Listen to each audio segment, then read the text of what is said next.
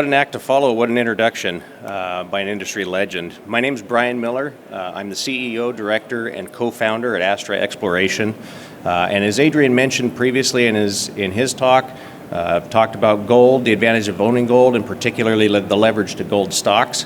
I'm going to talk about an early stage exploration company. That's where the leverage is at. Where you really want to look for in these kind of companies is quality assets, good people, and a high probability of success. Standard cautionary statement is on our website. I encourage you to read it. I will be making some forward-looking statements. But Astra is building a pipeline of company-making opportunities in some of the most important jurisdictions in Latin America. We are precious metals focused. We currently have 3 projects. Manchuria is a high-grade gold and silver project in southern Argentina. Pampa Paciencia, high-grade gold project in northern Chile, adjacent to Sierra Gorda and Spence copper mines. And Cerro Bayo, bulk tonnage, high sulfidation project in Maricunga in Chile. I'm going to go right into Argentina, southern province called the Desierto Massif. It's in Santa Cruz, historically one of the most important and mining-friendly jurisdictions in the country. Host to several mines, including world-class deposits like Cerro Negro, 150 kilometers to the north, Cerro Vanguardia, 100 kilometers to the east. Skilled labor, equipment, contractors, great availability of all resources and good logistics and infrastructure. The province leads Argentina in gold and silver production, accounting for about 60%, and there is a new investment regime. With political shifts that we are seeing in the last year, we are seeing increased investment in the province as well as government incentives to invest. Our project is located centralized in a fairly good-sized claim group, about 5,600 hectares. It's about dead center, so you've got lots of room for expansion in any direction. Previous drilling was all shallow, less than 170 meters from surface. The high-grade feeder zones for this project have never been identified. That's the target and the opportunity here. Astra has an option to earn a 90% interest. The project is divided into 2 main zones. We use the term bonanza grade, and I know it's well overused in this industry, but you look at some of the grades here, you be the judge for yourself. 20 meters at 10 gram gold and 800 grams silver. That intersection comes from the southernmost intersection of what we consider to be one of the most important veins.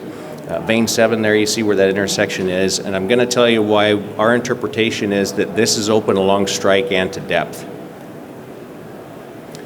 This is a cross-section of that area that I just mentioned there. It's a very simplistic diagram, and I think that's its beauty, but it shows the drill intercepts, the drill traces, and the high grade, that linear features it holds together, open at depth at the 160 meter level. We believe there are 3 key points that are the reason that this opportunity exists, why it was missed in previous exploration.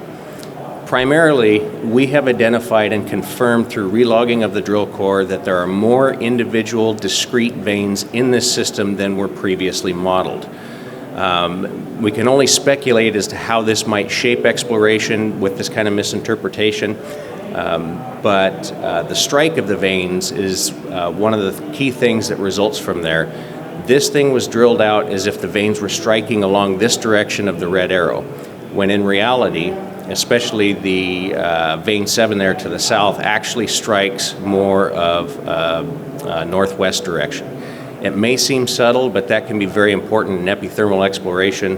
And so what the result is as you step out along that line to the north, your drill holes don't actually reach your target vein, but you are intersecting other veins. The result is that these high-grade feeder zones are still open at depth and along strike. The eastern zone, relatively fewer or less exploration in this area. There's 133 drill holes in this project. 8 of them are in the eastern zone. 5 of these holes intersected 5 gram or greater gold intervals. One of those was a 4 meter interval of 16 gram gold and 41 gram silver, and this was at 53 meters downhole. These have never been followed up. This is completely open along strike and down at depth. There's actually a vein that trends to the southeast you can observe at surface. And so to summarize, in Manchuria, we have a fully funded drill program that we're planning to commence next month. Our target here is a multi-million ounce high-grade gold-silver deposit, open drill intercepts beneath shallow previous drilling at 160 meters. It's centralized in a large district, outcropping veins all over the place, good regional targets. The veins, textures, and rock geochemistry indicate that we're high level in the system, which is indicative of preserved gold-silver mineralization. And this is a very strong analog to the Cerro Negro deposit, 150 kilometers to the north. This project, Diego Guido, our head exploration geologist, he knows the Cerro Negro deposit quite well. He really likes this as an analog.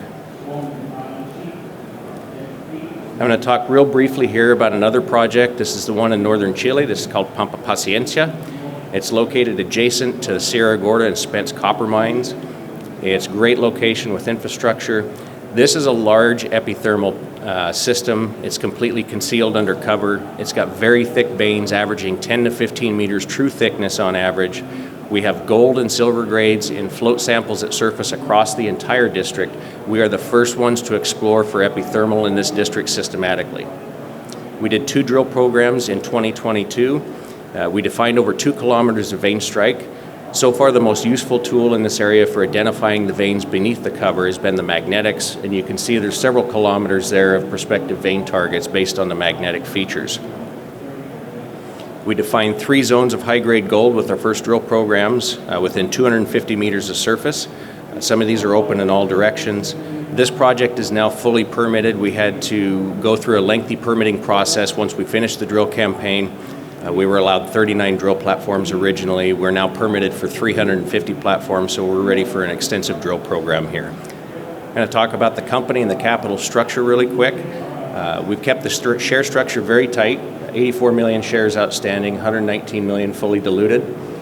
Cash just under 2 million in the bank. We did a financing with Michael Gentili and his group late last year.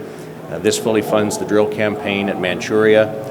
Michael's our biggest shareholder, along with Peter Maroney, Mason Resources, Simon Marcotte, some of the guys from Agentis Capital, and management still owns about 15%.